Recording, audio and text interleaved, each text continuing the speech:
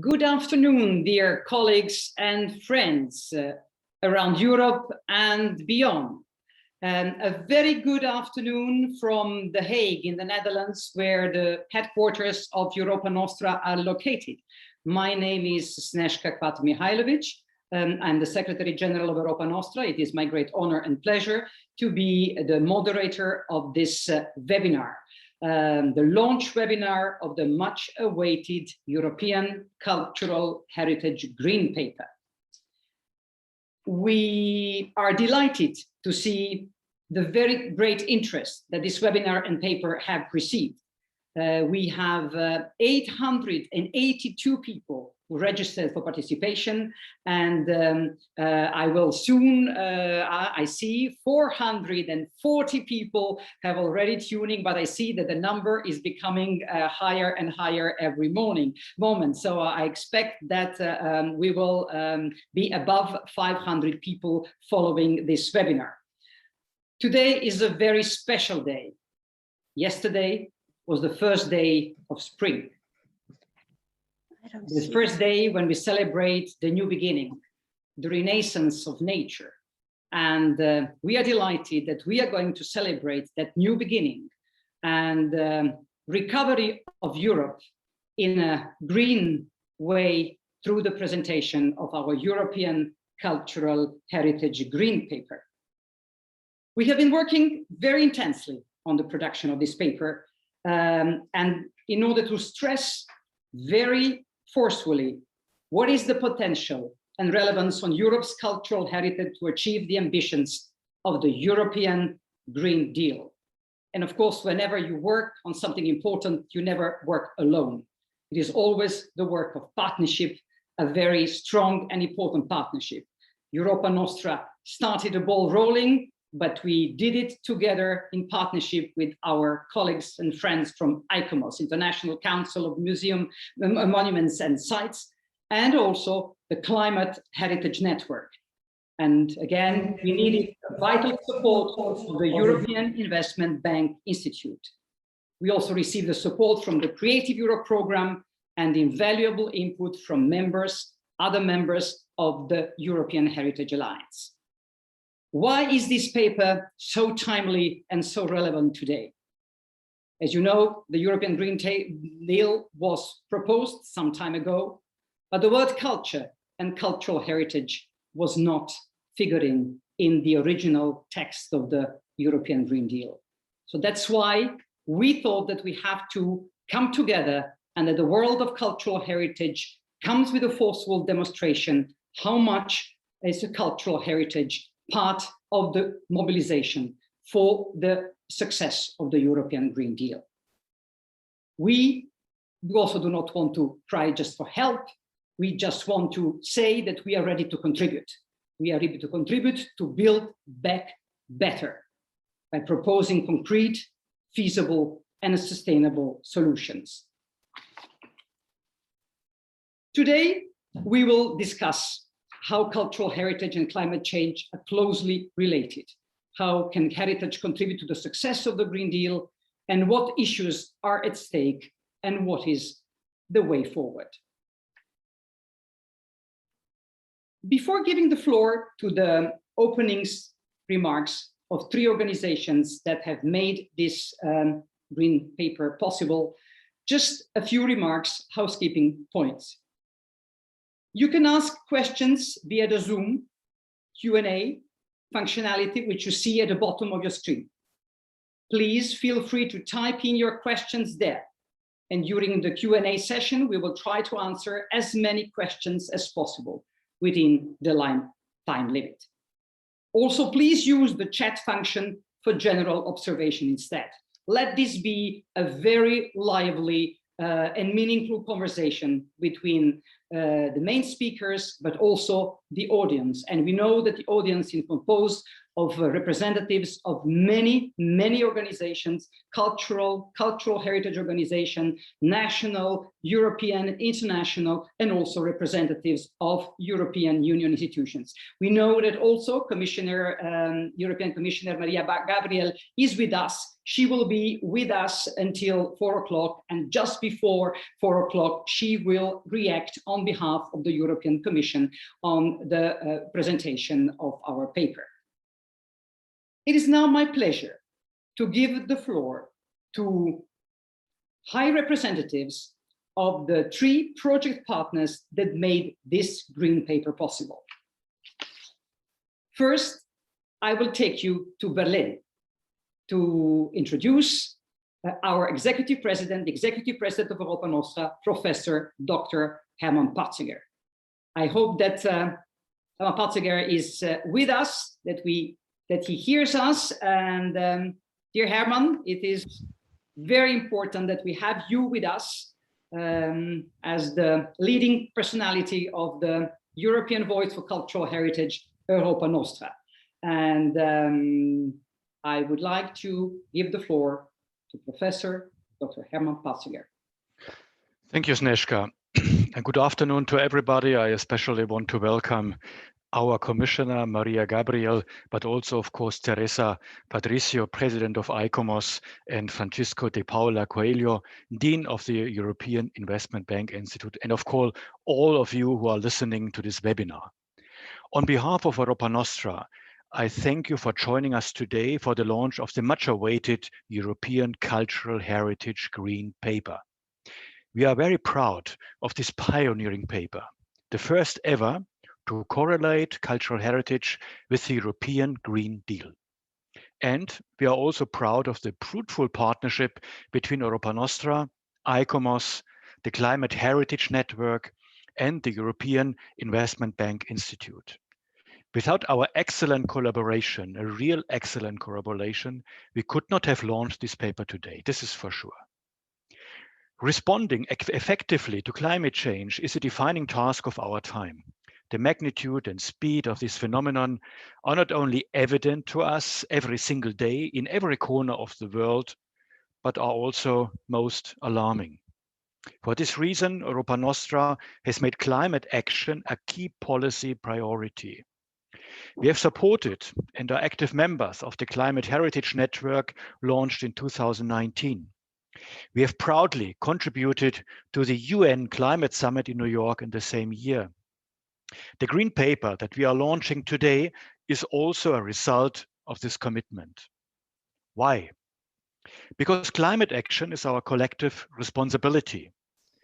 If we are to realize the ambitions of the European Green Deal, every person, every professional and economic sector, and every policy area shall play its part in this. This is the case too for the heritage world, and this is the key promise behind our Green Paper. This paper shows that the European Green Deal and cultural heritage are closely interconnected.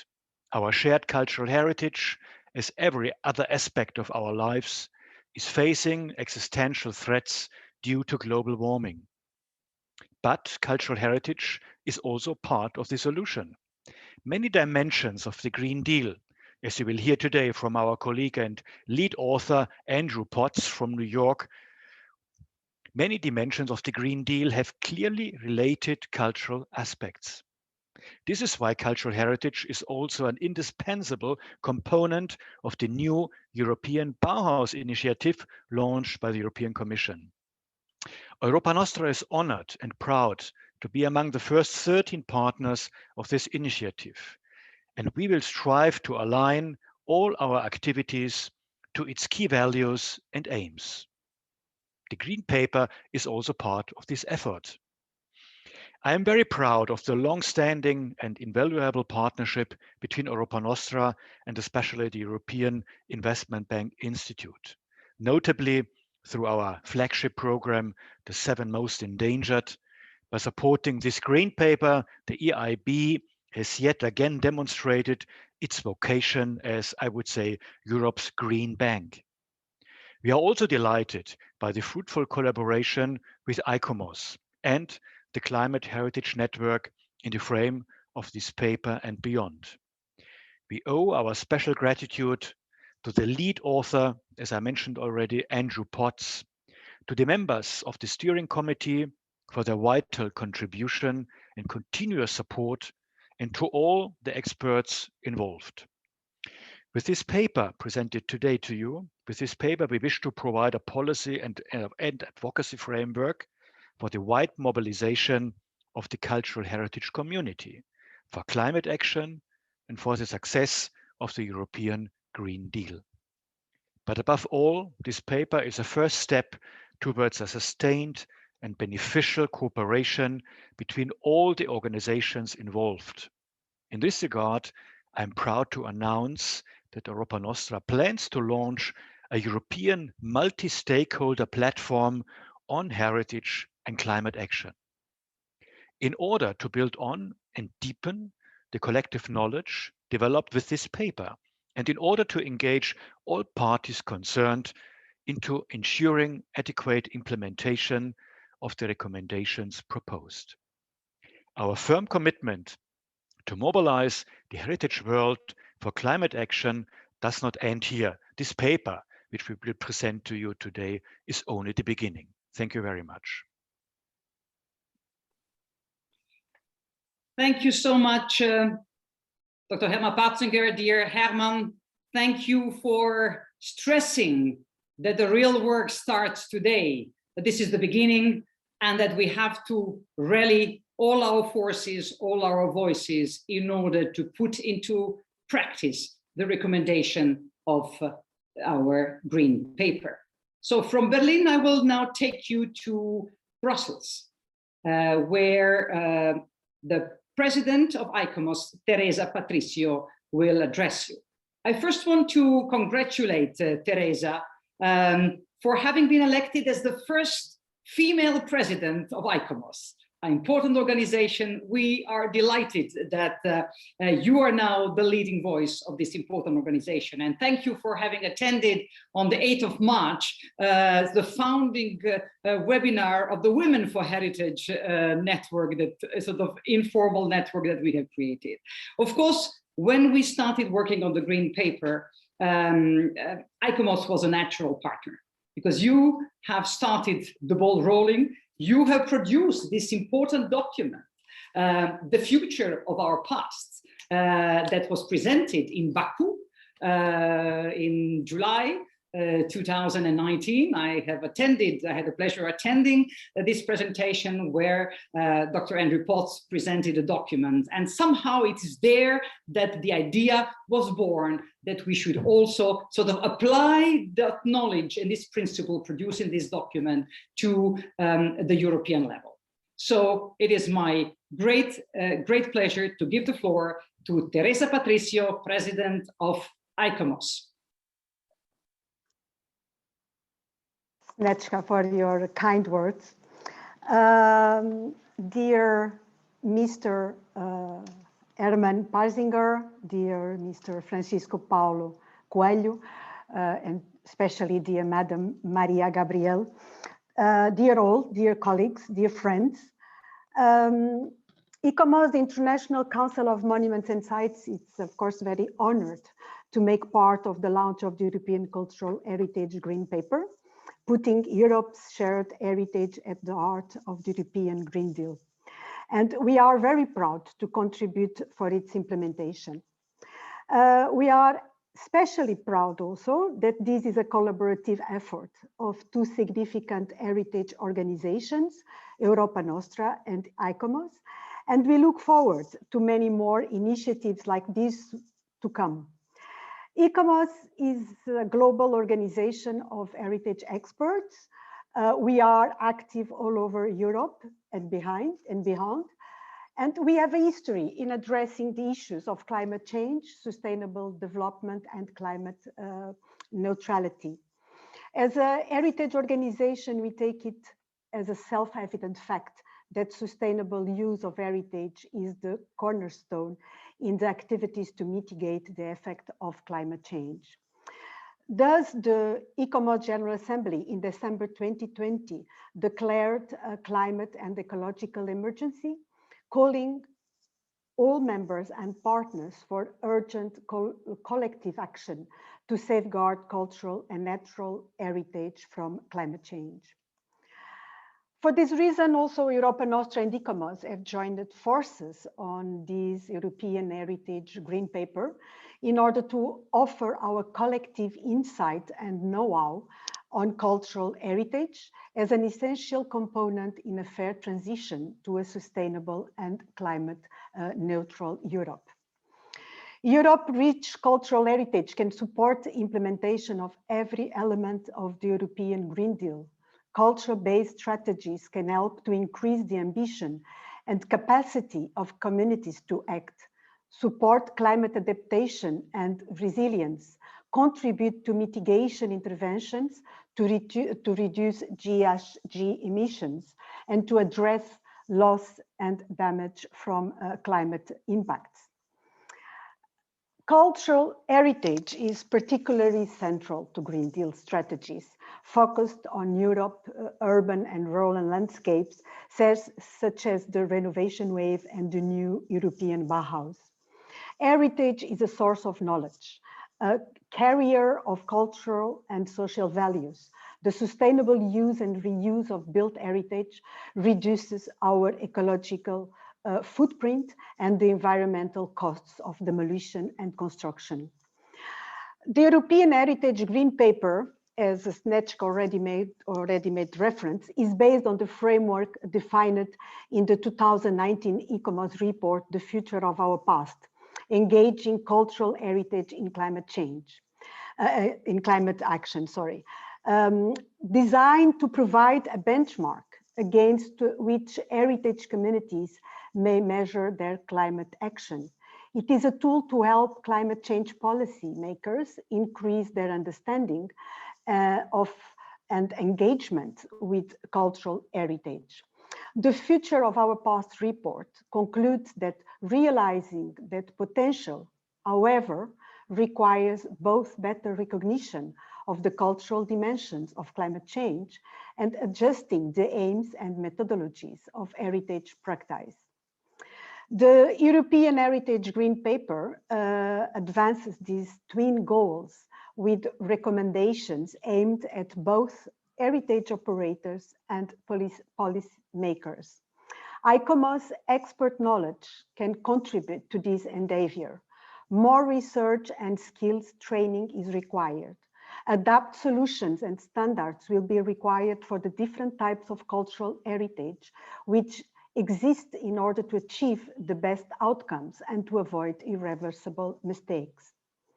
ICOMOS is happy to point out that the Green Paper goes hand in hand with our other recent and significant initiatives, the quality principles for EU-funded interventions with potential impact on cultural heritage.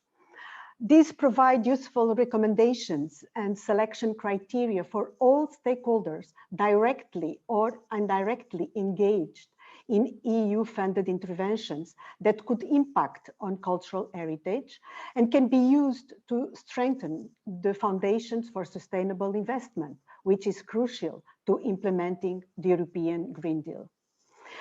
We are very happy for the challenging and fruitful cooperation with Europa Nostra. And of course, we look forward to cooperating with the European Commission and the opportunity to contribute with our knowledge and expertise in this ambitious and essential journey. Thank you very much for your attention. Dear Teresa, thank you so much. This is an important journey that we will continue together. But in that partnership, in addition to two important heritage organizations, a vital contribution was made by an important institution of the European Union, the European Investment Bank. And that's why I am delighted to now bring you all to Luxembourg, where the headquarters of the European Investment Bank are located, and to give the floor to a very dear colleague, and we have been working together for the last 7 years as part of our 7 Most Endangered program, but it's wonderful to see that our partnership is further developing on such an important issue. So the floor goes to Francisco de Paula Coelho, Dean of the Institute of the European Investment Bank.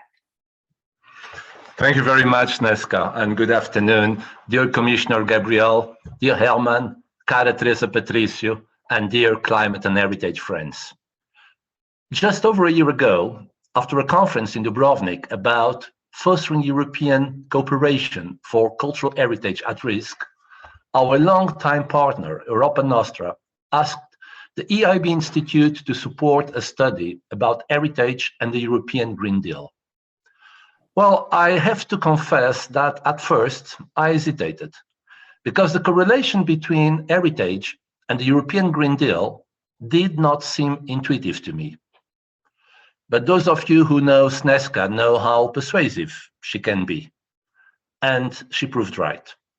The paper we are launching today offers a new perspective on one of today's most urgent challenges, a perspective that is very relevant for the EIB and its institute.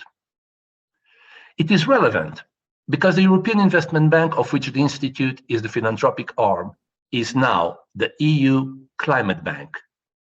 It is relevant because the EIB is already involved in cultural heritage projects. And it is relevant because for 8 years already, as Sneška just reminded us, we have been working together with Europa Nostra to safeguard cultural heritage. The EIB is the EU Climate Bank. We were created by the Treaty of Rome more than 6 years ago to finance sound investment projects within and outside Europe according to EU priorities. Today, what sounder investment projects than projects related to climate, and one priority is more urgent than climate. To limit global warming to 1.5 degrees Celsius above pre-industrial levels by the end of this century, trillions of investments are required, and we are playing our part. Last year, climate action financing represented 24.2 billion euros, or 37% of our total lending. And we are aiming at 50% of our total lending by 2025.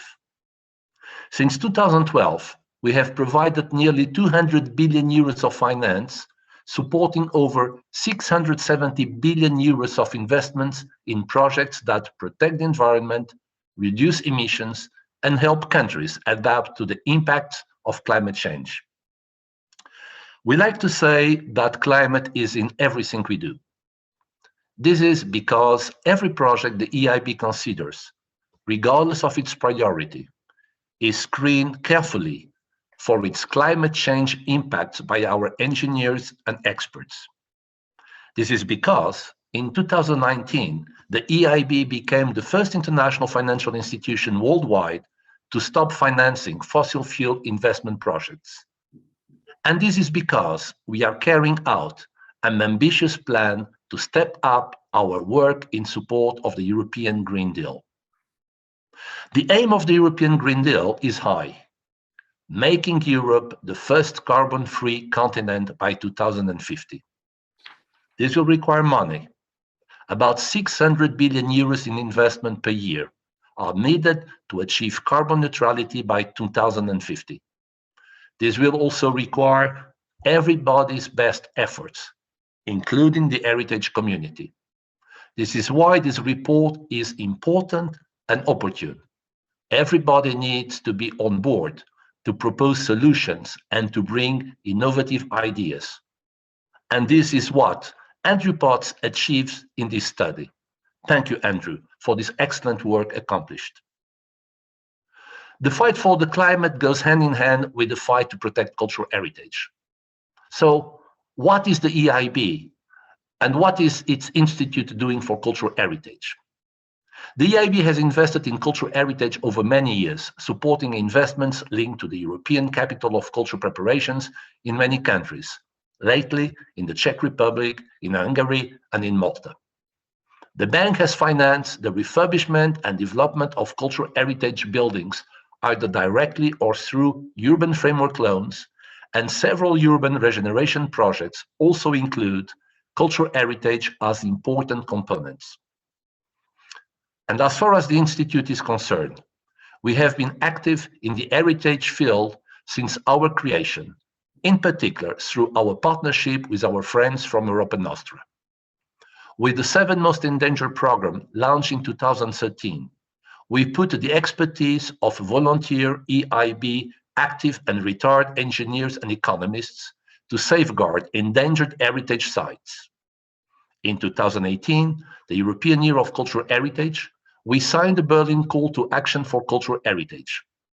Last year, we decided to increase our support to make the 7 Most Endangered an annual event, and we introduced a program of small grants to assist in implementing activities that will contribute to rescue these endangered sites. And just last week, we created in the Institute a new program dedicated to culture and heritage, which will be headed by our colleague Bruno Rossignol. And I seize this occasion to thank Bruno for having accepted this challenge. Ladies and gentlemen, this report is the beginning of a conversation about heritage and the European Green Deal. Cultural heritage has the potential to provide the missing link between European citizens and the EU Green Deal.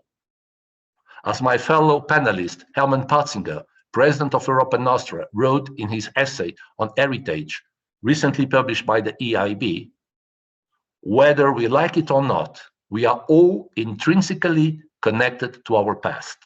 End of quote. I hope that this connection also becomes a link to the European Green Deal and the basis for our future. Let's start our conversation, and thank you for your attention. Thank you so much, Francisco. Thank you for trusting us when perhaps others were more suspicious of the importance of what we are doing, not only for trusting us, but also for announcing just now that on today that the European Investment Bank Institute will add another strand, important strand on heritage and climate action. So this is fantastic announcement and already an achievement of the work that we have done together in the course of the last year. So you have now heard the leading voices of 3 key partners that made this presentation and this paper possible. I'm delighted to tell you that we have now 561 persons attending this webinar. I am excited to see all these messages coming into chat, greetings from all over Europe. I have seen towns from all parts of Europe, and that's really gives the feeling of a true mobilization and motivation of so many people to hear more about this paper and to act upon this paper. So the time has come to give the floor to the lead author of the Green Paper. But before giving the floor to Dr. Andrew Potts, I would just want to send a special greeting to Mariya Gabriel, European Commissioner in charge of innovation, research, culture, education, youth. Mariya, are you there? I just want to be sure that you can hear us, that we can see you. Greetings to Brussels, greetings to you. Thank you for being with us. So do you hear us well? I hear you very well. I'm here with you since the very beginning. That's what I just wanted to be sure that you are there here, and we will give you the floor after the presentation of the paper by the lead author, Dr. Andrew Potts, for you to react on behalf of the European Commission. So stay with us. And before giving the floor to Andrew Potts, I just want to say one thing, that this paper would not have been possible without the expertise and the pioneering role that Andrew Potts have done as the founding father of the Climate Heritage, not only network, but of climate heritage movement. It is Andrew Potts that also has sort of got us all together and got also Europa Nostra to say, this is a strategic goal for our action in the next period canvas. And I also want to say something, that there is a symbolism that Andrew Potts is speaking to us from New York State. 2 weeks ago, John Kerry, US Special Envoy for Climate, visited Brussels and had a meeting on the 9th of March with the entire Commission. And I think our Commissioner, Mariya Gabriel, was also attending that meeting. So he met all commissioners, all members of the Commission, to talk about the transatlantic alliance for climate action ahead of COP26. I'm delighted that the cultural heritage world is today demonstrating that the transatlantic alliance for heritage and climate action is very much alive and very dynamic, and it's already a reality. So Andrew, the time is now for you to present to this formidable European international audience the result of our work, the European Cultural Heritage Green Paper. Well, Sneška, thank you very much for that generous introduction. Let me just share my screen. Let's see. Do you see it, may I ask? Ah, good. Well, it's surely my privilege to be able to provide to you this morning, this afternoon, an overview of the contents of the European Heritage Green Paper. It has also been my honor to serve as the lead author, but I want to be quick to recognize the invaluable contributions of many, many people to this paper. And I specifically want to mention the contributions of our committee of experts who enriched the text and who provided essays and case studies that you will find in the Green Paper. Thank you to those experts. You already heard from Sneška that the idea for this Green Paper arose in December of 2019, when we first read the European Green Deal and discovered that it did not envision any particular role for culture and heritage in its transformative agenda. And so this discovery was a wake-up call. It was an urgent message on the need to very clearly articulate the cultural dimensions of climate action and the role of cultural heritage in achieving the Green Deal's ambitions. And so this Green Paper is a product of that effort. We undertook the preparation of this Green Paper, not as bystanders, but as convinced actors in the process of ecological transition, convinced that the European Green Deal is fundamental, is intrinsic to our work in cultural heritage. Climate change is one of the greatest threats to people and their cultural heritage worldwide. Increasing concentrations of greenhouse gases driven by human activities like the burning of fossil fuels and deforestation are already heating the planet and producing hazards that are damaging infrastructure, ecosystems, social systems, including cultural heritage. The Intergovernmental Panel on Climate Change has reported that while 1.5 degrees of global warming over pre-industrial levels will severely damage our natural and cultural heritage, the impacts of 2 degrees Celsius of warming will be significantly worse, catastrophic, I would say. Put bluntly, many places will not be able to adapt their way out of 2 degrees of global warming. The European Green Deal puts us on the path to holding warming to well below 2 degrees, which is why anyone who cares about safeguarding Europe and its cultural heritage needs the European Green Deal to succeed. At the same time, and perhaps more controversially, we also approached the drafting of this Green Paper firm in the conviction that cultural heritage is essential to the success of the European Green Deal. You've already heard some of the reasons why. Suffice to say that Europe is simply not going to be able to achieve systems transitions on a nearly unprecedented scale without attention to the cultural dimensions of climate action and without capturing the hearts and minds of Europeans. Imagine if your children, your neighbors, were confronted with a terrible crisis, and it turns out that you have knowledge and skills that could help solve that crisis, but the value of your contributions haven't yet been realized. Would you not come forward to let the responsible authorities know of your willingness to help?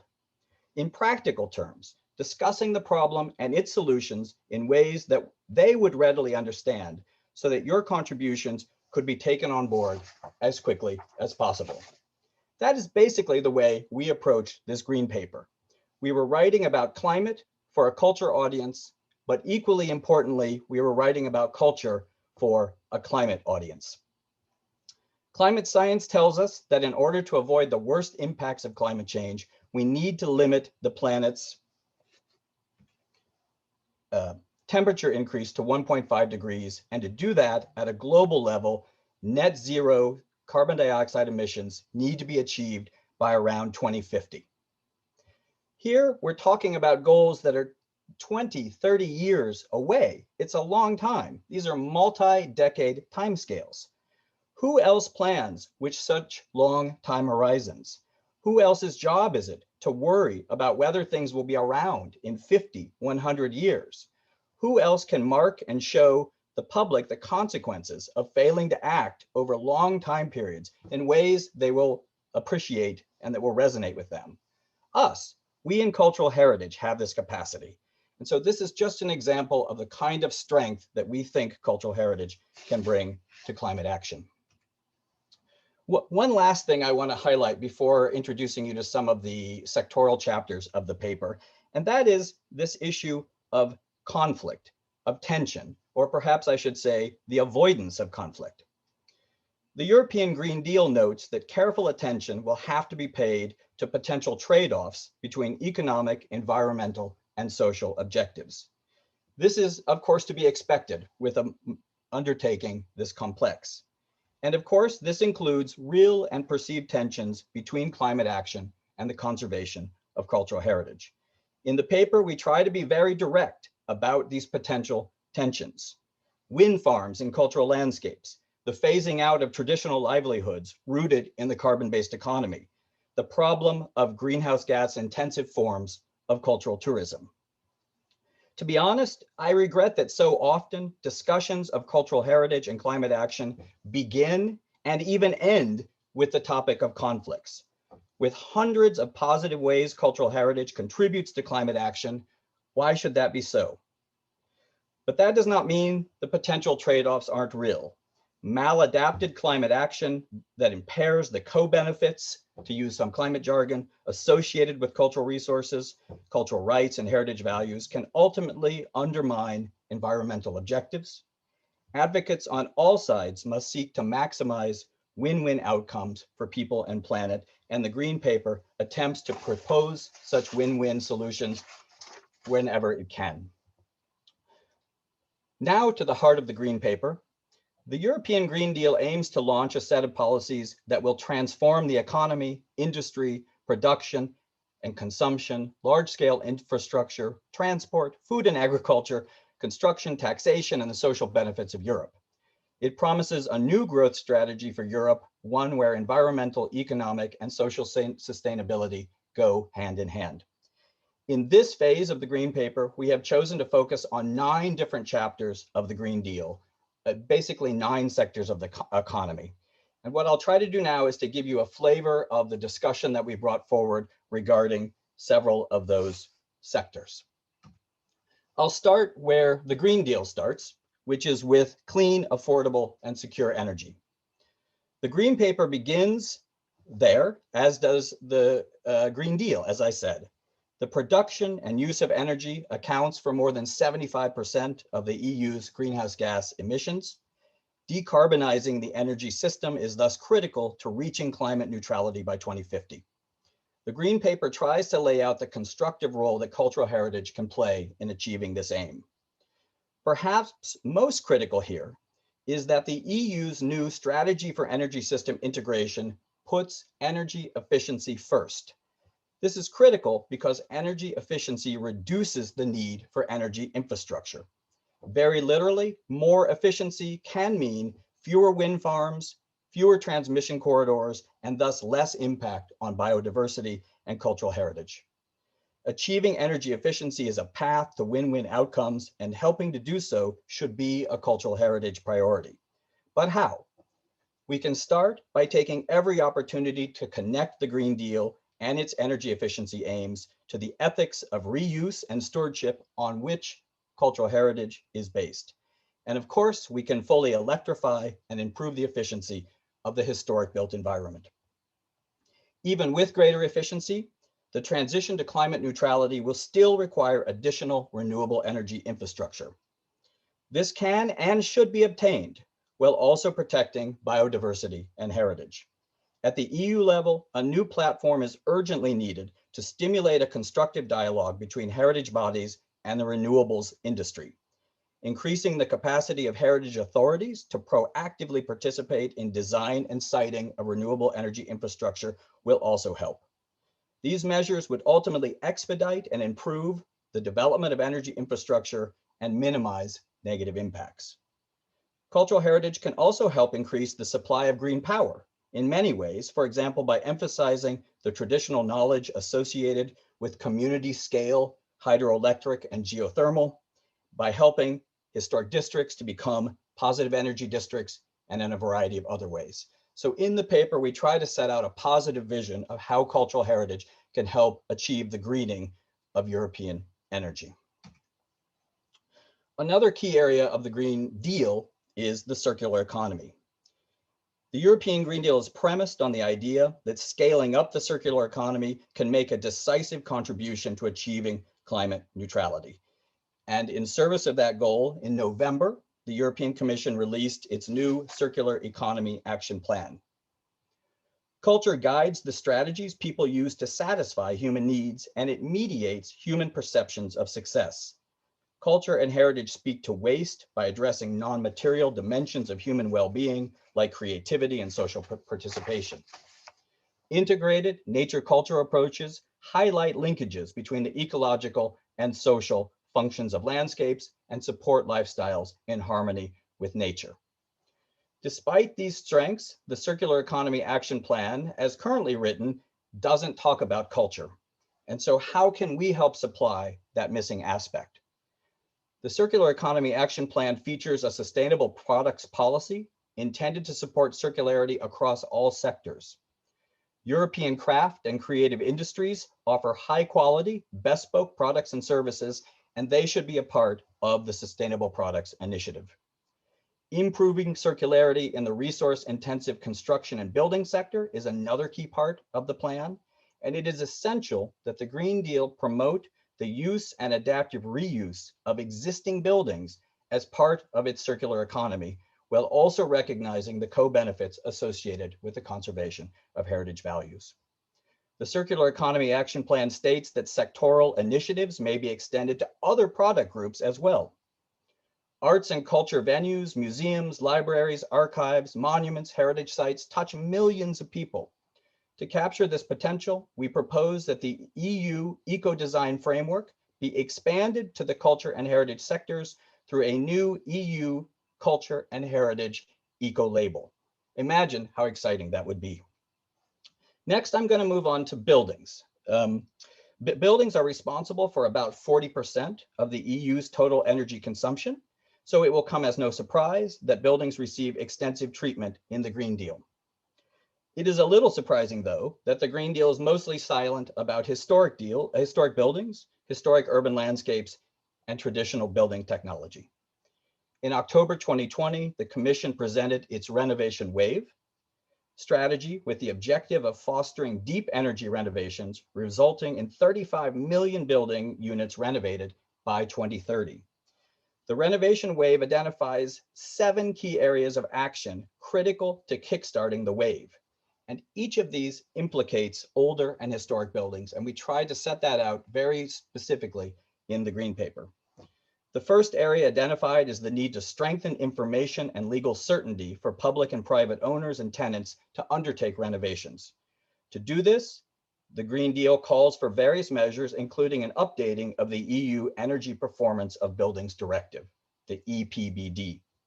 This, of course, raises the question of whether and how these performance standards should apply to officially protected buildings. The current EPBD states that member states may decide not to apply minimum energy performance requirements to protected buildings insofar as compliance would unacceptably alter their character or appearance. When the EPBD is revised to bring it into line with the renovation wave, the possibility for member states to exempt protected buildings should be retained. However, this should not be seen as a means of circumventing the need for every building in Europe to be as energy and resource efficient as possible under the circumstances. While some protected buildings cannot be brought into yes. Are you not supposed to read the slide? Yes, thank you. Okay. It's true that some protected buildings cannot be brought into compliance without an unacceptable level of change, but increasingly we know that others can be with the right package of interventions. What we need, again, are win-win outcomes that both safeguard Europe's distinctive heritage values and decarbonize the built environment. This should include new guidance that supports the development of alternate pathways to energy performance based on smart whole house planning and performance assessment, adapted to the needs and values of historic buildings and traditional building systems. Much research has already been done in Europe on these issues, and that work can guide this new policy development. These policies would also benefit the expansion of applicability of energy performance certificates and the proposed EU Smart Readiness Indicator to historic buildings. Ensuring adequate and well-targeted funding for the renovation wave is its second priority. Historic building owners already absorb the cost of maintaining Europe's patrimony, and many cannot afford the added cost of energy efficiency. Any extension of building performance standards to heritage buildings must be accompanied by commensurate incentives to fill these gaps. There are other key ways that cultural heritage contributes to the renovation wave, through skills and know-how, through addressing energy poverty. And then there's the new European Bauhaus. The new European Bauhaus can help drive sustainable design across Europe, but to do it, it must take into consider Baukultur traditions and the historic character of Europe's cities, villages, and rural areas. And finally, to achieve its aims, the renovation wave must internalize the co-benefits of the built environment. And here, cultural heritage can be of enormous help with participatory and neighborhood-based approaches to renovation that also deliver the co-benefits of social cohesion, well-being, creativity, and intercultural dialogue. And so I give you this sort of introduction to the flavor of the Green Paper, the way that it addresses the sectors of the European Green Deal. We also address the need to accelerate the shift to sustainable and smart mobility. And here we talk about creativity to drive increased use of public transport. We talk about the need to valorize traditional settlement patterns. And of course, we deal with tourism, a topic which oddly is not much discussed in the Green Deal, but tourism is a growing part of mobility emissions, and that includes emissions from cultural tourism.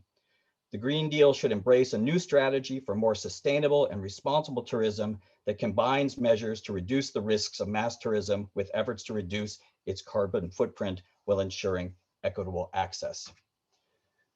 A major portion of the Green Paper addresses fair, healthy, and environmentally friendly food systems. It proposes the role of culture and heritage in the new Farm to Fork initiative launched by the European Commission in May 2020. It was already mentioned the role of green finance, and of course, green finance must include financing for cultural-based strategies. Twinned with the discussion of finance in the Green Deal is the topic of just transition. Europe's green transition must be just and inclusive. It has to pay attention to regions, industries, and workers who will face the greatest challenges. The cornerstone of this is the EU's new Just Transition mechanism. And this is an area where cultural heritage can be extremely important, including culture, heritage, creative industries, craft, and knowledge of local communities in just transition measures will help assure community-led processes, wider acceptance of change, and more durable and effective outcomes. And the Green Paper spends a lot of time talking about how we can mobilize cultural heritage in support of green transition. Andrew, the Green Paper, Andrew. yes, and I'm done. 1 minute. Huh? 1 minute and I'm done. Okay, perfect, because the commissioner has to leave. 1 minute, that's perfect. Okay. So the green, last minute, the green paper addresses, fantastic. the green paper addresses research, it addresses education and training, and it talks about how cultural heritage can be a part of the new Green Deal diplomacy. To conclude, according to the 2020 United Nations Environmental Emissions Gap Report, the world is on course for not 1.5 degrees of global warming, not 2 degrees of global warming, but 3 degrees of global warming. This will be catastrophic. And so much work has already been done on the climate emergency, but we haven't solved it at all. What has been missing from the efforts so far? What else could be tried? What's been missing to a considerable degree is the cultural perspective. Our skills are useful, our skills are valuable, we have a lot to contribute. The European Green Deal already notes that all EU actions and policies will have to contribute to European Green Deal objectives, and the Green Paper says very loudly, count cultural heritage in. Thank you. Thank you so much, Andrew. You are a fantastic, fantastic ambassador of the relationship between cultural heritage and the Green Deal and climate action. So now, before talking further, it is my pride, my honor, and my pleasure to give the floor to Mariya Gabriel, European Commissioner responsible for innovation, research, culture, education, and youth. So first of all, a big, big thank you for being with us, for having worked all year since the pandemic, day and night, to forcefully advocate the need to include the cultural heritage dimensions in all policies of the European Union. So we very much count on you also to pass these messages to the entire European Commission, from President von der Leyen, Frans Timmermans, and all the commissioners. Madam Commissioner, the floor is yours. Thank you. Thank you very much, dear Sneška, dear Executive President of Europa Nostra, dear friends of cultural heritage, dear partners. First of all, for me, it's a great pleasure to be here together with you. And I would like to say since the beginning that I very much welcome and I firmly support the European Cultural Heritage Green Paper that you just presented to us, Andrew. What an amazing presentation.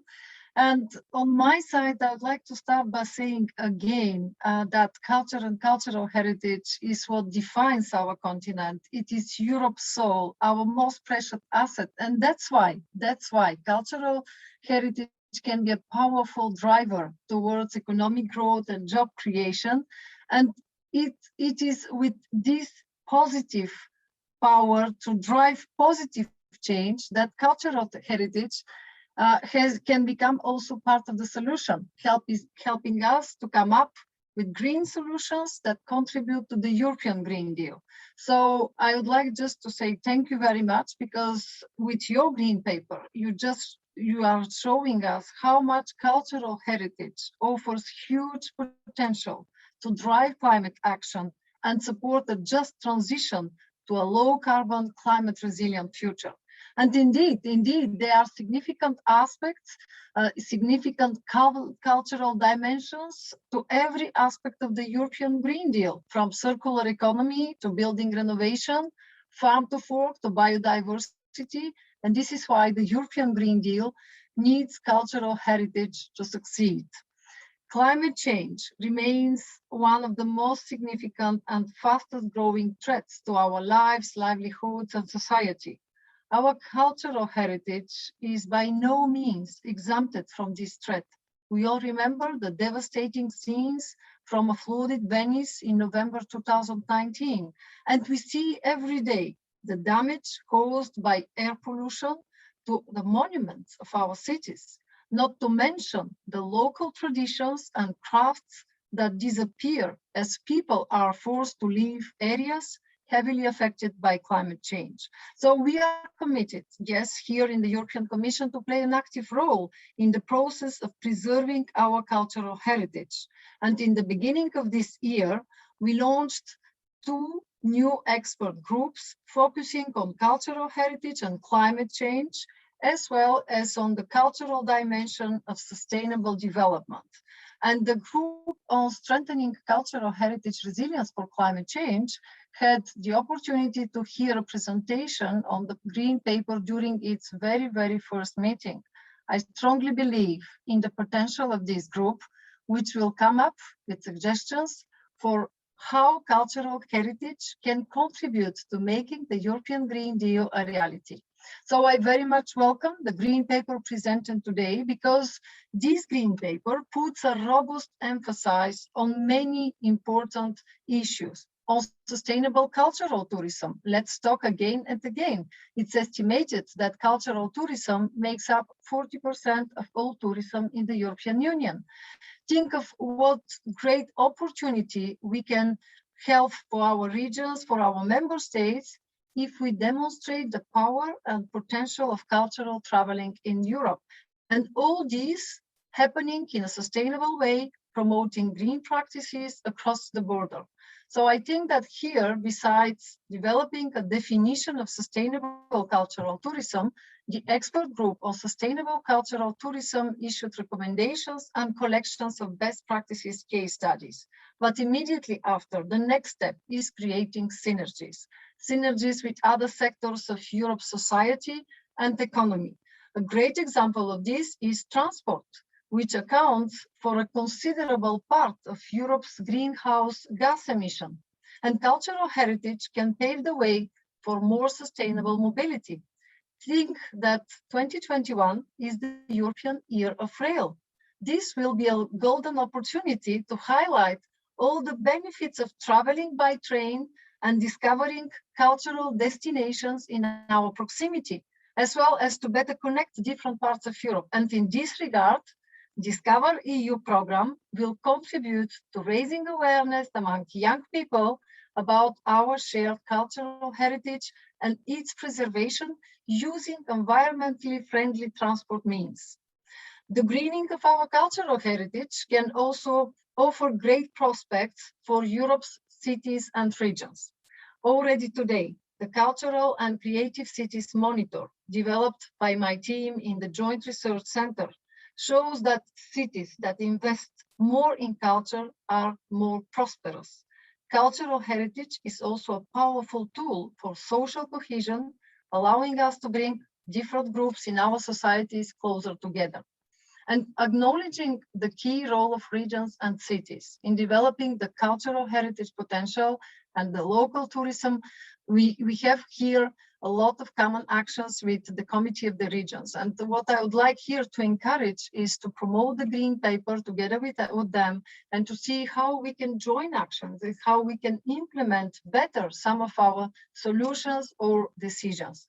And I'm aware that when we talk synergies, all this require appropriate funding. And what I would like to say here is a simple message. On one side, yes, for sure, we have Creative Europe, but this time we should also think about Horizon Europe program and Erasmus Plus program, because within the Horizon Europe program, there is strong elements, strong instruments with strong budget. They can support already some of the recommendations in this Green Paper. Already with Horizon 2020, we invested more than 50 million euros in projects that aim to protect and develop the value of cultural assets, exploiting cultural heritage as a driver for sustainable growth and supporting energy-saving renovation of historic buildings. We have many good examples. It's our Open Heritage Project, is the Heritage Project. So what we need now is, with the successor of Horizon 2020, Horizon Europe, to continue to recognize the importance of cultural heritage and the cultural and creative industries. That will be done via the Cluster 2, a new dedicated to culture, creativity, and inclusive society cluster.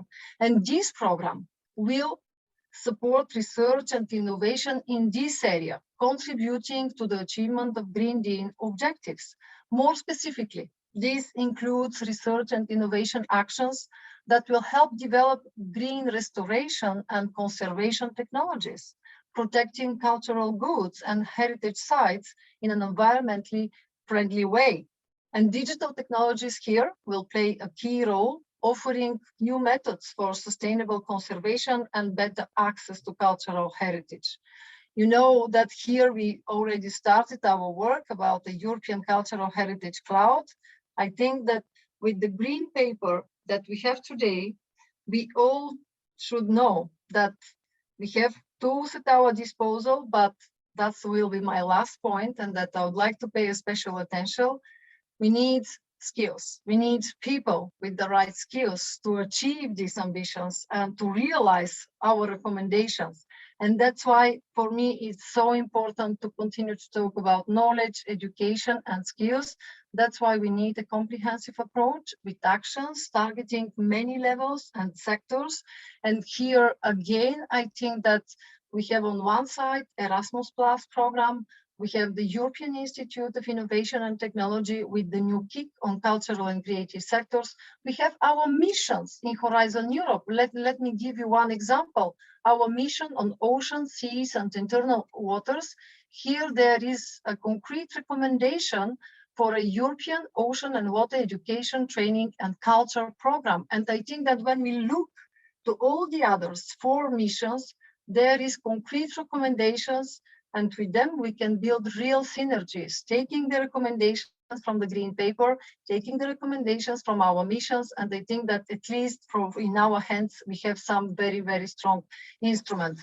So finally, what I would like to say is, of course, a few words on European Bauhaus. Andrew, you touched already this issue, but it's true that it's a very, very exciting initiative. First of all, what I would like to say is that I'm so proud that Europa Nostra is one of our first official partners that was already announced.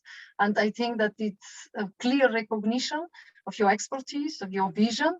Now what we need is your energy, as always, your mobilization, and of course, in that case, all our common efforts to contribute to see and to make it in order that these recommendations are becoming reality. So from my side, what I would like to say is very simple. You have my strong support. It's the starting point. Yes, that will be not easy for some of them, but we have values, solidarity, inclusiveness, we have strong expertise, we are sharing common vision.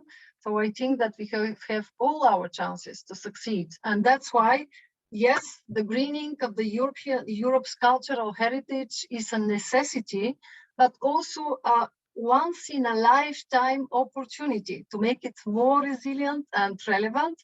And let's read and consider today's European Heritage Green Paper in that light, funding common solutions and areas for cooperation, and to stress here once again our commitment to promote and safeguard Europe's rich heritage in all its forms, tangible, intangible, cultural, and natural. And we want to do this with all of the sector's professionals and stakeholders. It's impressive that you are all here, you already react. So that's why it's so encouraging to see your energy. So yes, together we can build a sustainable and resilient future for Europe's cultural heritage, preserving and developing it for the generations to come.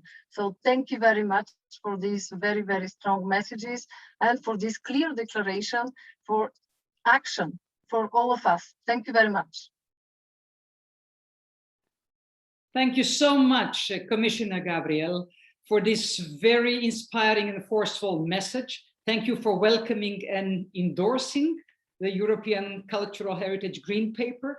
Thank you for showing, in a sense, the way forward, because we now have the paper and we have to make as many bridges as possible. You have indicated a series of institutions, a series of programs, policy priorities, and we know that we can count on you, because that's how you work, to make within the European Commission, within the European institutions, these bridges. Count on us. As you can also see, we are proud to be part of the new European Bauhaus, but it's not only Europa Nostra, it's this entire network that we are bringing into this movement, new European Bauhaus movement, with the ICOMOS, with other members of the European Heritage Alliance. So it's really, we can talk about the movement. We have a narrative, the forceful narrative of the Green Paper, and now we very much hope also that you will help us, that within your portfolio, but also that the Vice President Frans Timmermans, who is in charge of the Green Deal, we are ready to green cultural heritage, but we also need the Green Deal to be more cultured. And I think that is the sort of these two-way collaboration and joining forces, and you can count on us, and we shall count on you. And thank you very much for being with us. I know that you have to leave because you have many more assignments, but we shall make sure that the text of our paper, by the way, it is now in the chat. You can have all of you have received the link to the executive summary and the full text of the document. So share it as widely as possible, read it, and we shall organize as many presentations as necessary with all relevant parties. So once again, thank you and see you soon again. So from the intervention of the European Commissioner, we shall now go back to the European Investment Bank. I hope that the technical arrangements are working well and that we can share with you the video message from the Vice President of the European Investment Bank, Ambroise Fayol, Vice President in charge of climate action. So could we please show the video?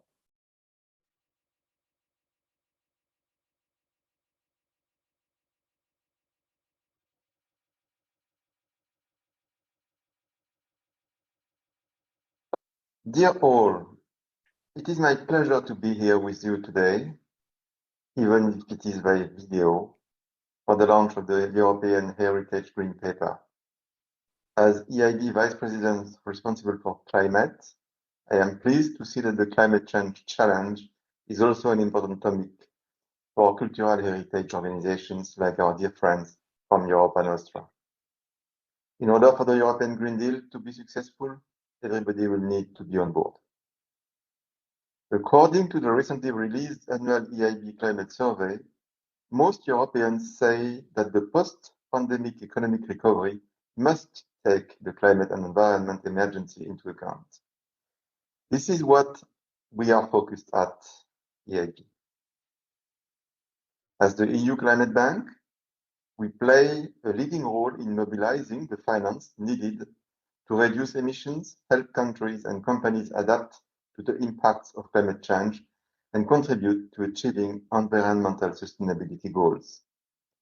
In 2019, EIB became the first international financial institution worldwide to stop financing fossil fuel investment projects. Last year, we presented an ambitious plan to step up our work in support of the European Green Deal, launched by the European Commission to make Europe the first carbon-free continent by 2050. The Climate Bank roadmap signals the urgency with which the EIB views the climate and environment crisis. It will guide our work for the coming years to increase EIB financing for climate and environment from about 30% today to at least 50% by 2025, and to support 1 trillion of investment in climate and environment in the critical decade from 2021 to 2030. The EIB will also make sure that as of 2021, so now, all our projects, green or not, will be aligned with the climate objectives taken in Paris in 2015, and we are the first institution to do so. Where actually does cultural heritage fit in?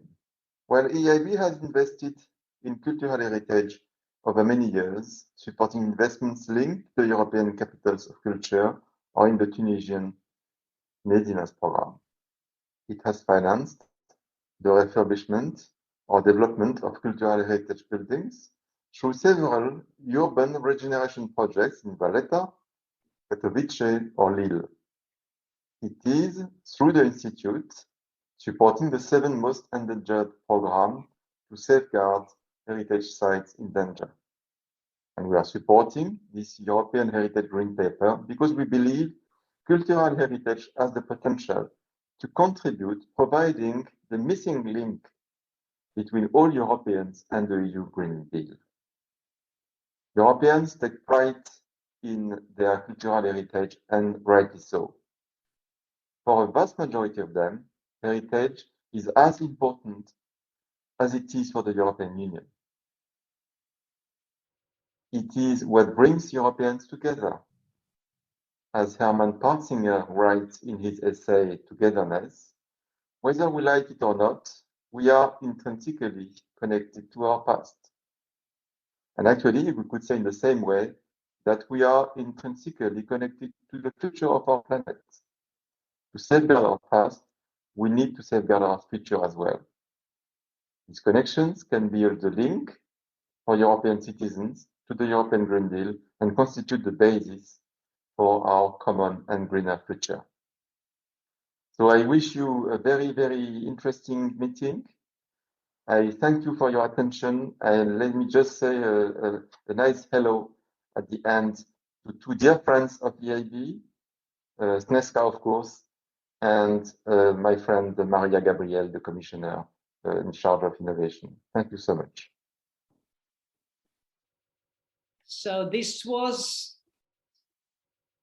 the message from the Vice President of the European Investment Bank, Ambroise Fayolle. It was great to hear such a personality saying that cultural heritage provides, in fact, the potential to be the missing link between the European Green Deal and citizens. An extremely important statement, and that brings us a perfect link with the two respondents that we have with us, two eminent members of the European Parliament that is expressing the voice of citizens within the European Union institutional framework. And it is my particular pleasure to give the floor to Madam Dace Melbarde, Vice Chair of the Committee on Culture and Education of the European Parliament. It's great to see her, and especially we want to thank her once again for having been the rapporteur of an own initiative report on the legacy of the European Year of Cultural Heritage. And we very much see this paper as a contribution to that lasting legacy of this formidable European year. Dace, the floor is yours. Thank you, Sneška, and dear Europa Nostra family and friends. First, let me take the opportunity to thank all the parties involved in organizing this event and all of you who have joined today.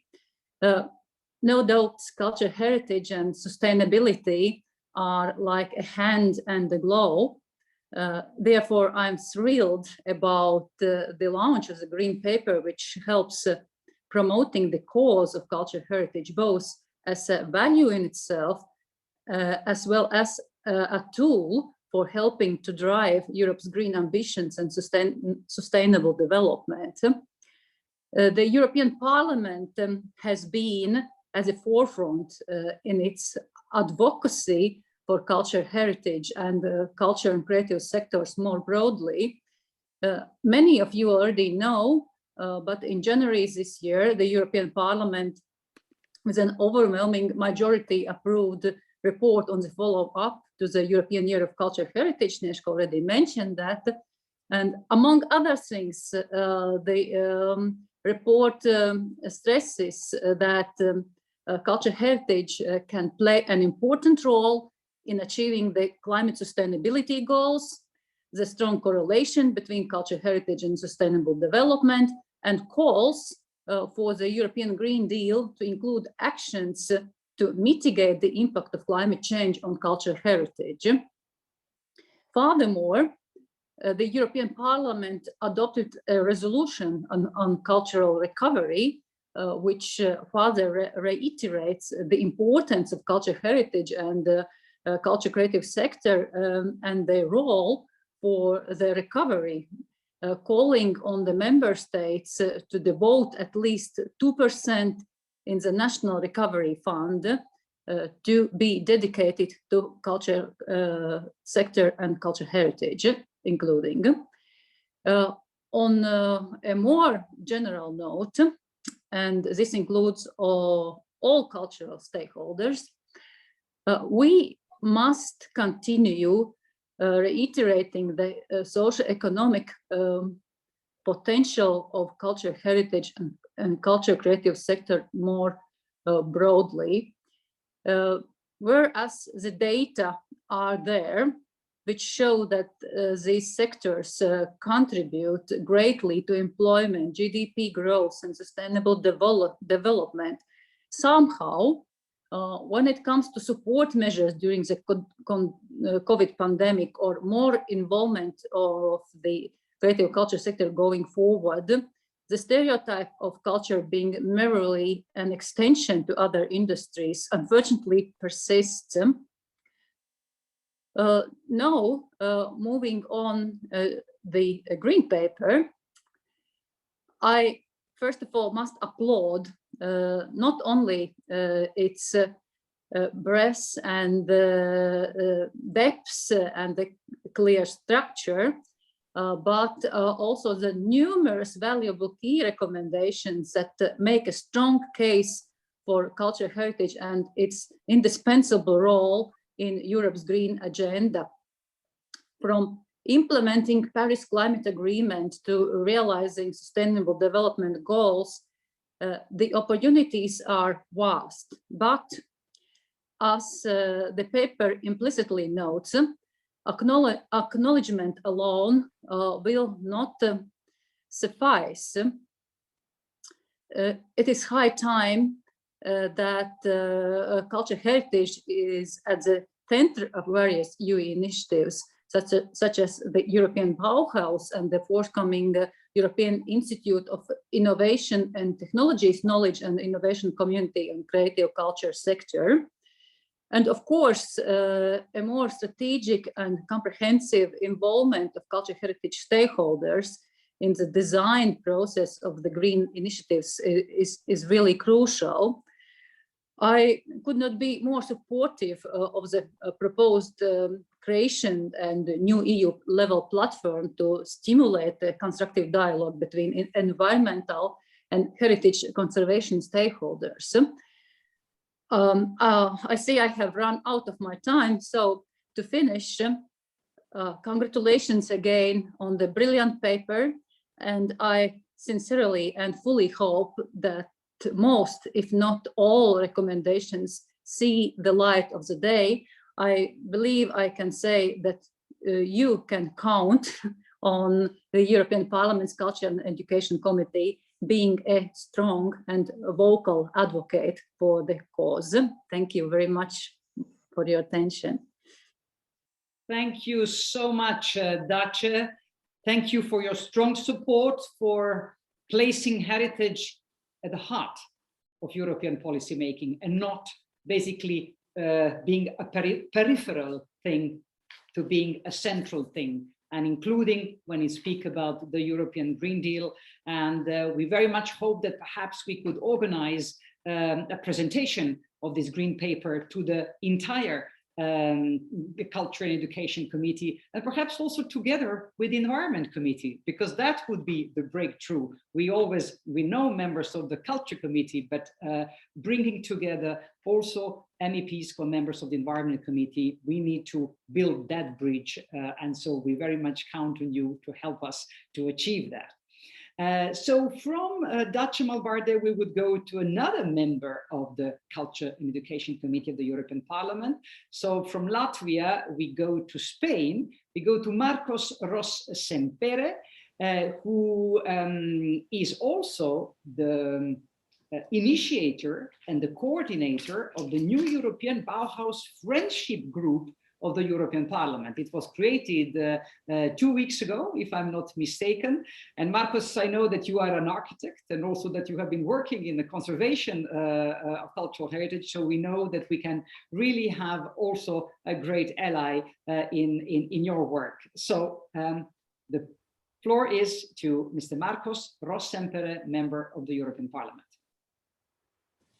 Thank you very much, Sneška, for giving me the floor and for inviting me to be here with you and with all the people that are listening and seeing to us.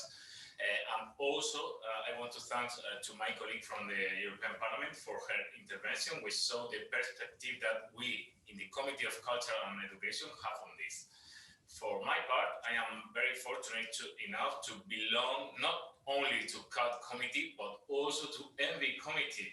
And I believe that this document that is being presented today brings together in a very advanced way all the current concern in the field of cultural heritage and also on the Green Deal. Looking through the document, I realized that all its points are very necessary, but I would like to highlight a few in particular. The first thing is to stress the importance of sustainability in heritage recovery. For the rehabilitation of our heritage to be effective, it must be necessarily be sustainable.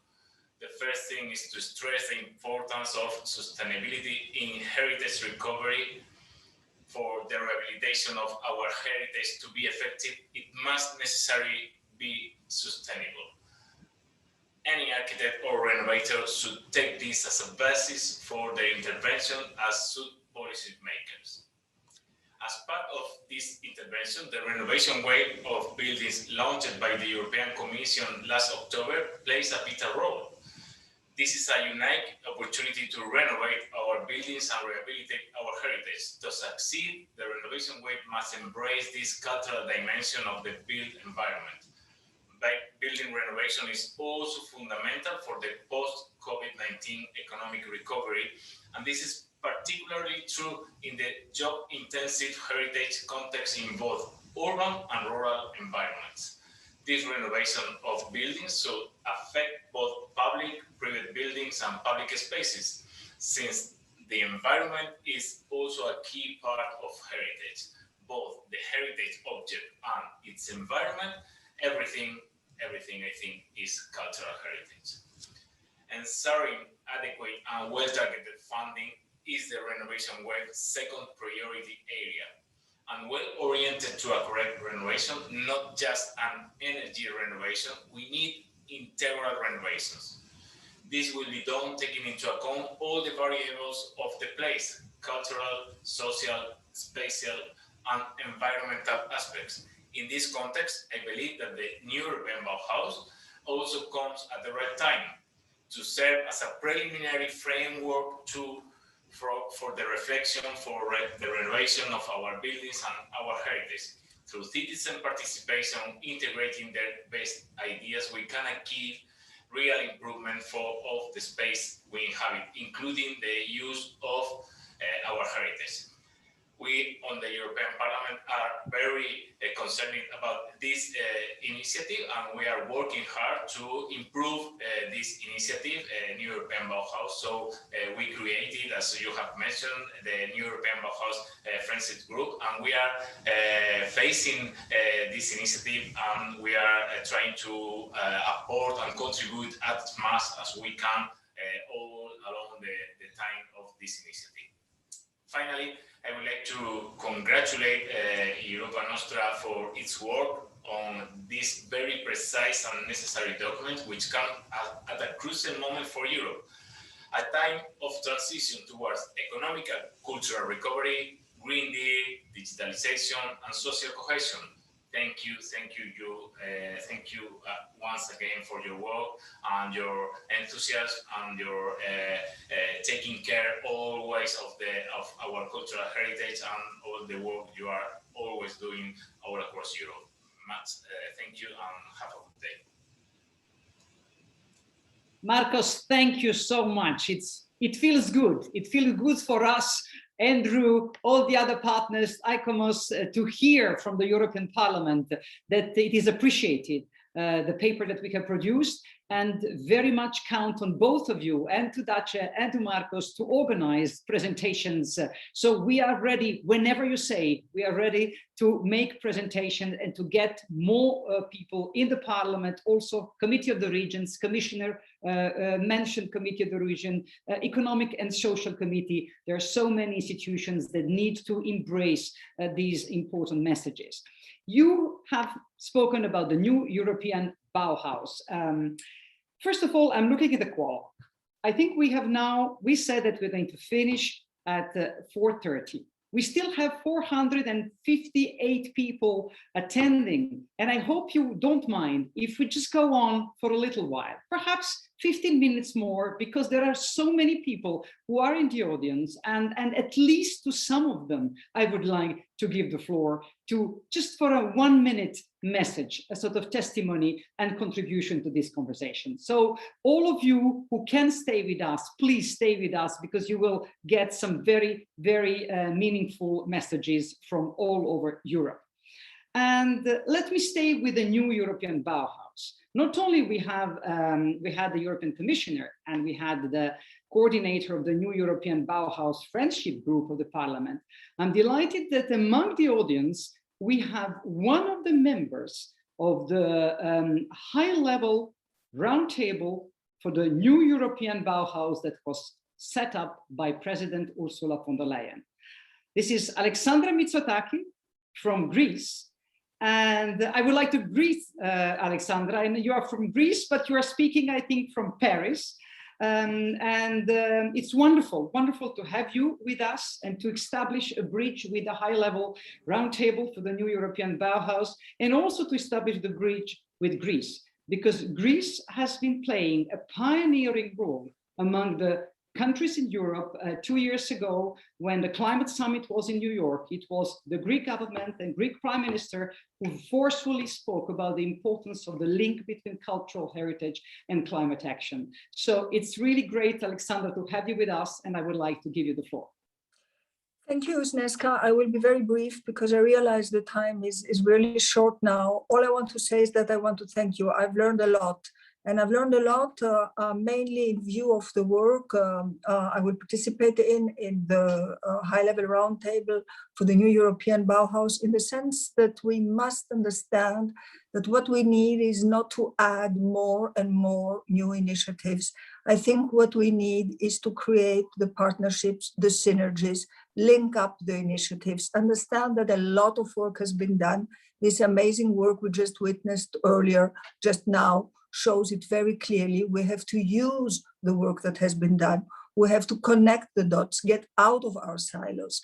We have to understand that it is only if we find a unified narrative that connects all those initiatives, from simple citizen initiatives to government initiatives to European initiatives, only if we connect them in one inspiring narrative that shows us that we have the opportunity today to really act in order to address the climate risk. And that is the way forward in a positive way, because we know we can do it.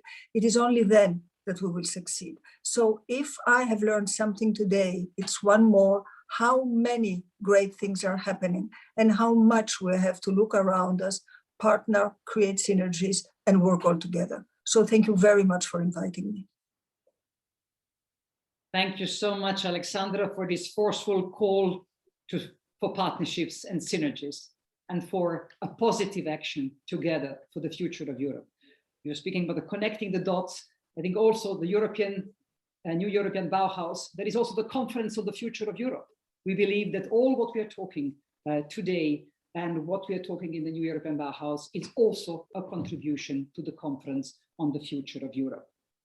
We mentioned Greece as being a country playing a leading role for promoting the importance of heritage as a resource for climate action. There is another country, another Mediterranean country, and it is Italy, that is also playing an important role, and especially in this year, because this year Italy is chairing the G20 as a presidency. And I'm delighted that we have in the audience member of the cabinet of the Italian Minister of Culture, Daria Franceschini, Erminia Shakitano, our dear friend who also fought with us for the European Year of Cultural Heritage. And we very much count on Italy and the presidency of the G20 to carry forward the messages of this paper. Erminia, are you there? We go to Rome.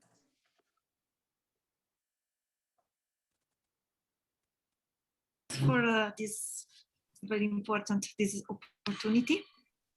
First of all, I want to congratulate with Europa Nostra and ICOMOS for this important achievement. This document was really a milestone, and will help all of us for our work in our work. So I'm proud to announce, as you say, that Italy, which this year holds the presidency of G20, has included for the first time a work stream on fostering common action to promote and protect culture and cultural heritage for a sustainable future. And we are organizing for the first G20 cultural ministerial, which is planned on the 3 May. And one of the 3 priorities selected is exactly addressing the climate crisis through culture.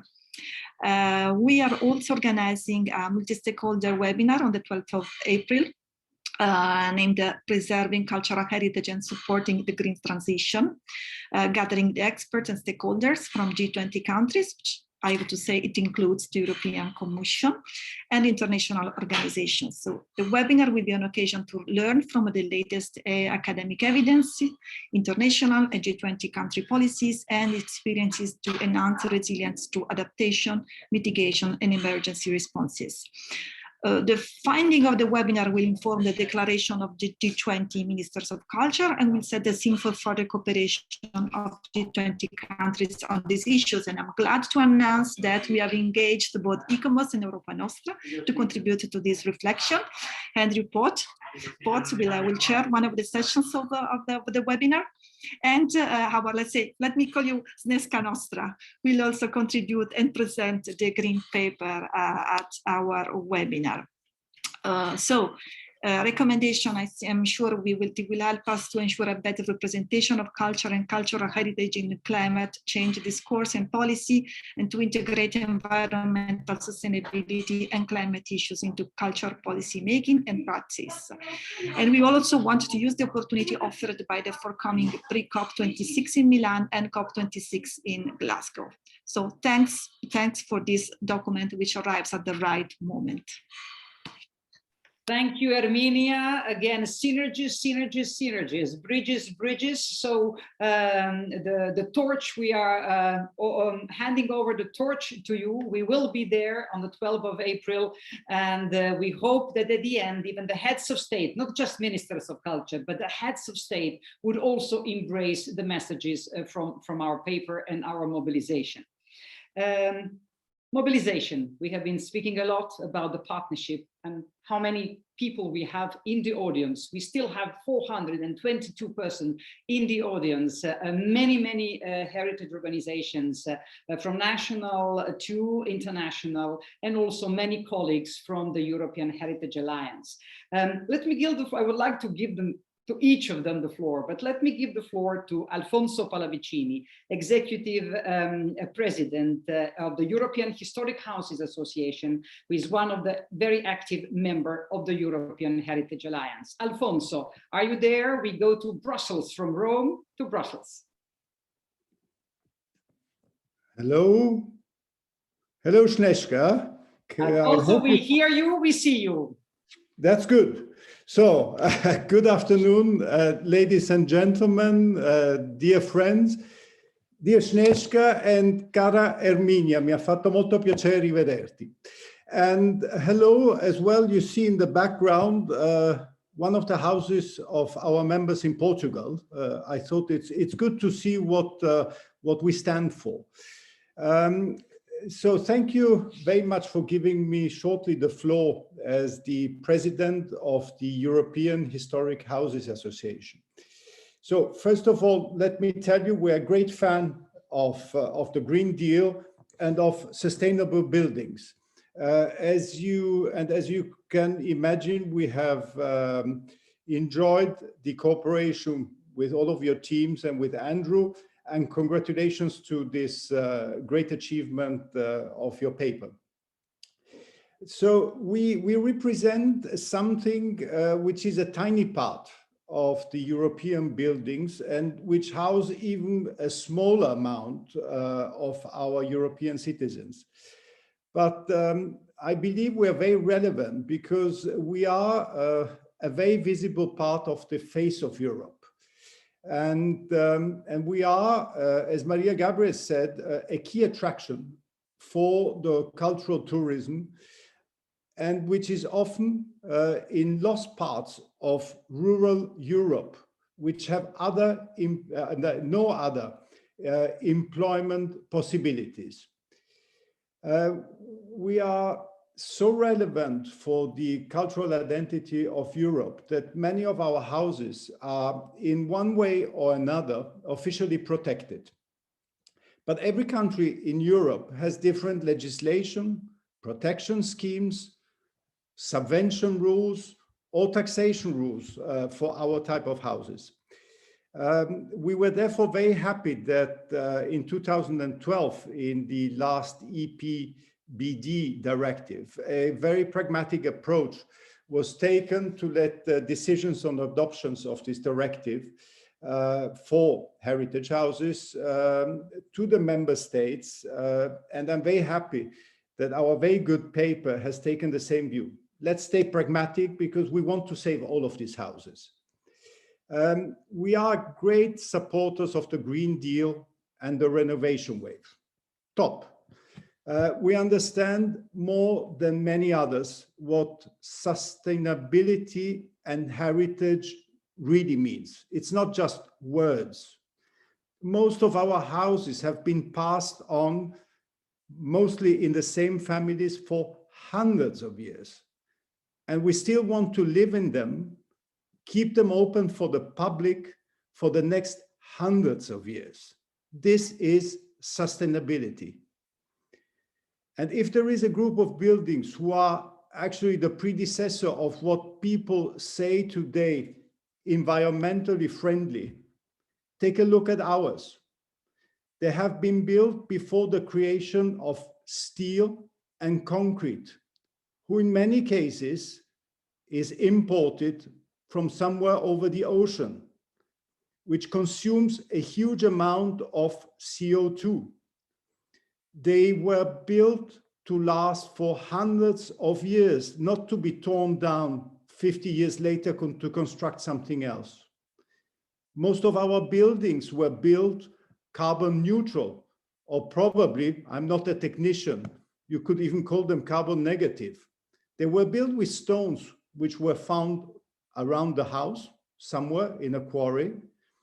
They were built with timber, which was nurtured for hundreds of years locally, and which incorporated CO2 for hundreds of years, and who are still there. They're still in the house, and they will still be there for another hundreds of years.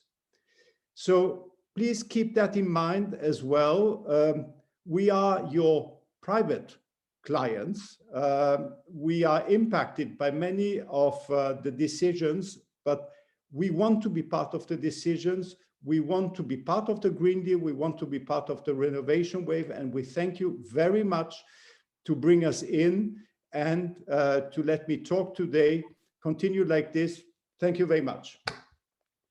Thank you, Alfonso. It was very important to also hear the voice of the private owners of historic buildings, because there are many monuments are in private hands, and they are already doing an important role in preserving these monuments, but also are now part of that constituency, large constituency of the European Green Deal. And thank you for choosing Portugal for your one of the houses from Portugal. Portugal is having the presidency of the European Union. We have excellent collaboration with Portuguese organizations. Also, we will count on the Portuguese presidency as well to sort of carry forward the messages from this Green Deal. You have shown the image of built tangible cultural heritage, but of course we are also talking about intangible cultural heritage, skills, traditional materials, knowledge. You have mentioned all that, and that's why I would like now to give the floor to somebody who comes from the music world, to show that the cultural heritage world and the bridge, once again, the bridges, the synergies that Alexandre Mitsotaki was talking, there is a very important link with the wider world of culture. And I would like to give the floor to our great partner, Marshall Marcus, Secretary General of the European Union Youth Orchestra. And he was also coordinator of the production of an important document, and that was published only 1.5 months ago. And it was concerning culture and sustainable development goals. I was also part, together with a number of other colleagues in that group of the Voices of Culture, and we had a fascinating brainstorm and production of documents. Marshall, are you there? I'm here, yes. Thank you so much, Sneška. Wonderful. It's important to have the voice from the other side of the channel, and especially with COP26, which will take place in UK. It's so important to have also the voice from UK and the voice of the music and the cultural world at large. Thank you so much, Sneška. And look, first of all, congratulations to ICOMOS, to the European Investment Bank, to Europa Nostra, on this really vitally important green paper. It's been absolutely fascinating to hear this afternoon's talk about that. So I guess I'm here kind of talking on behalf of the intangible cultural field. You have these wonderful buildings, they have to be looked after, they have to work in a green way, and then performers have to come in and help and use them. And I just wanted to say on behalf of the field that it's, you know, it's just fantastic to hear what you're doing, and we want to join with you. And I was really impressed by what Alexandre was saying about the importance of partnerships. So we're here to have those partnerships with you and to try and help spread, you know, the word of what you're all trying to achieve. Minister Gabriel, I think, was talking about, what did you say, sustainable and resilient future. So I don't want to take up much time. There are hundreds of people out there with questions, but I just wanted to say it's a great honor to be able to be talking to you all. Thank you so much. And Andrew, amazing paper. Now lots of reading to do on our part. Thank you very much. And I'll hand back. Thank you. And well done. Thank you. Thank you so much, Marshall. The world of music is with us. And also UK is with us. I've seen in the chat, we have many participants from the UK following this webinar, and there is some leading knowledge of the topic that we are doing is in the UK. So we definitely will be working very strongly with our UK colleagues and partners to sort of in the phase of further promotion and hopefully implementation of the recommendations of our green paper. UK is a country that is not anymore member of the European Union, but an important partner. There is a region of Europe that I come from, and that is the region of the Balkans. And there are a number of countries struggling with transformation, but wanting to join the family, to be member of the European Union. So the Green Deal is also relevant, and all the messages of our green paper are also relevant to the countries of the Western Balkans. So I'm delighted that I've seen that in the audience we have Tobias Flessenkemper, head of the Council of Europe office in Belgrade. Tobias, are you there? So we are going to Belgrade. It would be good to hear a representative of the Council of Europe based in Belgrade. What is the relevance of all these messages to the Western Balkans?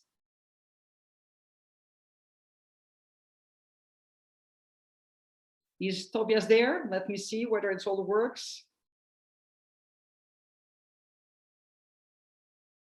Is Tobias there? No, I'm afraid that perhaps can my team tell me whether he's there? Yes, he's there.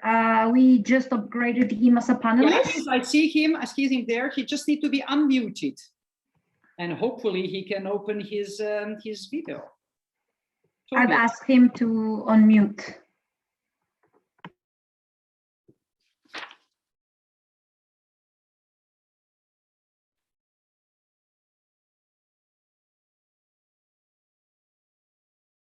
So I have seen also in the chat that we have quite some people coming from the Western Balkans. So that's also good, so that our messages are spreading beyond the frontiers of the European Union. That is, Europa Nostra has always been la voix du patrimoine de la grande Europe, the one that covers the Council of Europe. But of course, as we have seen from the paper, we also want to build as many bridges as possible at the global level.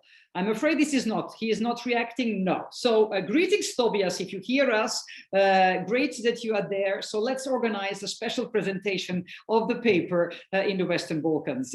So I'm sure that many of you will come to us and hopefully also make proposals where else we can make presentations. Now we have this narrative, extremely important one, and I think we will do our utmost to help you to present it to as wide audience as possible. Andrew, are you satisfied with the reactions, the positive feedback that we have received from so many people to the paper that we have produced, but you have been the lead author. So I would like, I see now, Tobias, are you there? Sorry, Andrew, I saw him for a while and then I lost him again. Now, Andrew, back to you. How does it feel? Well, it's exciting. I mean, really, the headline message is that people that work in cultural heritage, people that advocate for cultural heritage, people that carry traditional knowledge, all of these are skills that are useful, valuable to climate action and to achieving the aims of the European Green Deal. We have something to contribute, and what we're trying to create is the framework for mobilizing our contributions. And I think we see clearly today that the contributions are willingly given and we're ready to increase our efforts. Thank you, Andrew. I'm now getting the information about all sorts of questions that were done in the chat, but I understand that people were responding, and Andrew, you have been responding to all sorts of questions. So there was a sort of a very lively exchange was happening. So I don't think that we now have more time to go into these questions, but please be sure that you will all get also the presentation. I think that the slide presentation that Andrew made of the paper, so that you can use it for presentation that you might wish to do within your own organizations, your own networks. So before closing, I would just like to ask whether the key partners, so Hermann, would you like to say just a concluding 1 minute? Well, I'm really deeply impressed what was presented to us. I think this is such a really impressive paper with so many ideas. And I think this platform which we want to create within and from Europa Nostra with all our partners would become very important to follow now the tracks which we opened up. There's a lot of work waiting for us, and it will not be very easy to bring it to a success, but we have the best dispositions really to be successful, and we have to be successful. Thank you for confirming that important commitment from the Europa Nostra side to bring as many people together in that European multi-stakeholder platform. Teresa, how does it sound? Is ICOMOS happy to see how the snowball effect that you have created? It's great. We had a great exchange. It was very, very nice, very interesting to follow. Of course, ICOMOS will continue very much committed with that. Allow me to tell a big thanks to Andrew, because he did a great job. So we are all very proud of the results and of the work he just did. It was great. You did a very interesting presentation. And so I think it's time for someone told positive action, and let's try to start to create bridges and synergies and to start work. And ICOMOS is very much committed with that. Thank you, Sneška. Thank you, Teresa. And just to Francisco, 1 minute. Do you think that your colleagues from the European Investment Bank will be less suspicious? Oh, for sure. And of course, I would have loved to have more time and to give everybody among the 500 attendees to pose their questions. I noticed an interesting question about whether cultural heritage is always an asset, or whether it can be a liability for the climate change agenda. This is a very pertinent question. Part of the answer lies in the Andrew Potts studies, but a word of caution there. If we do not have our actions hand in hand, there's some dangers ahead. You pointed out that the need for coordination is absolutely essential, if of utmost importance that the actors on two sides keep a very fluid and permanent control. There are risks ahead, and will be under very strong criticism if we have some antagonism between the two. So a word of caution here, but by all means, I am positive. Thank you. Thank you. Andrew, would you want to respond on that? Well, I think it's an excellent point that was made in the chat, that we can't be naive about the role of culture in climate change. Culture informs the consumption and production patterns that have given us climate change. And so culture can be, of course, a part of the solution, of course, but also can be a part of the problem. And so our job in cultural heritage is to look at how to lift up the elements of our traditions, of our culture, of our knowledge, much of which is from pre-industrial periods, and emphasize that as part of the solution to climate change, while also addressing how to memorialize, how to document the aspects of our traditions which will be phased out as part of the green tradition. They don't just disappear. It's our job as cultural heritage advocates to memorialize and document and valorize those contributions, even as they transition. Thank you, Andrew. I think time has come to close this fascinating webinar. I can tell you that we still have 332 persons in the audience. It has been a fascinating afternoon. We have brought together the world of cultural heritage in all its beauty and diversity, and the world of European decision makers in all its glory and diversity. These two worlds came together this afternoon and somehow agreed to continue this journey together, passing a positive message.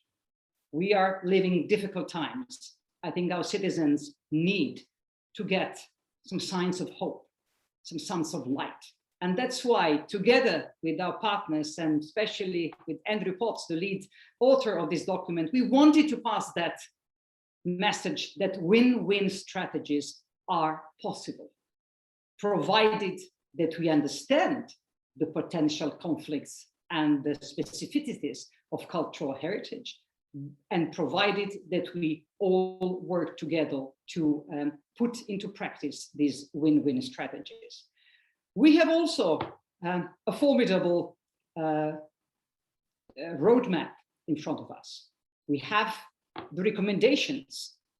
Our document is full of recommendations, recommendations to decision makers and recommendations also to the heritage world. We also have a lot of homework to do. We need to spread this knowledge and this sort of collective intelligence that has been put in this document throughout the cultural heritage world, and not only cultural heritage world, the wider cultural world. And we are very happy also from that point of view that what we are doing here is part of that mobilization for the so-called cultural deal for Europe that we have launched together with our colleagues from the Culture Action Europe and European Cultural Foundation in November this year.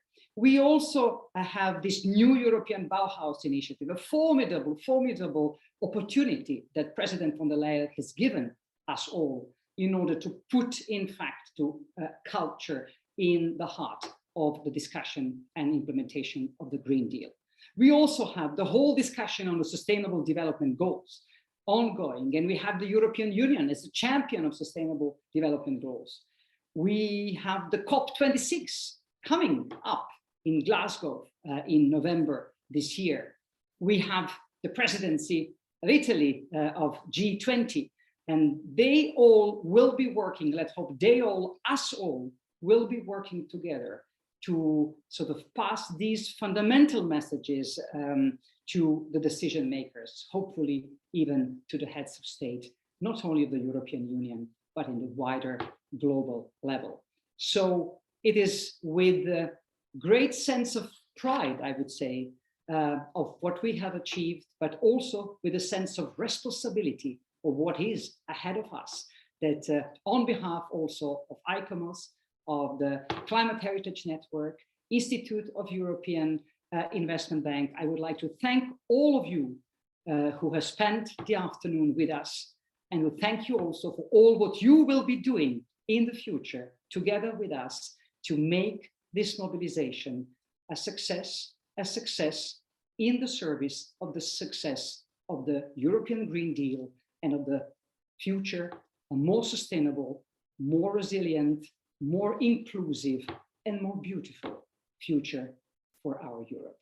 Thank you for being in us, and let's stay in touch.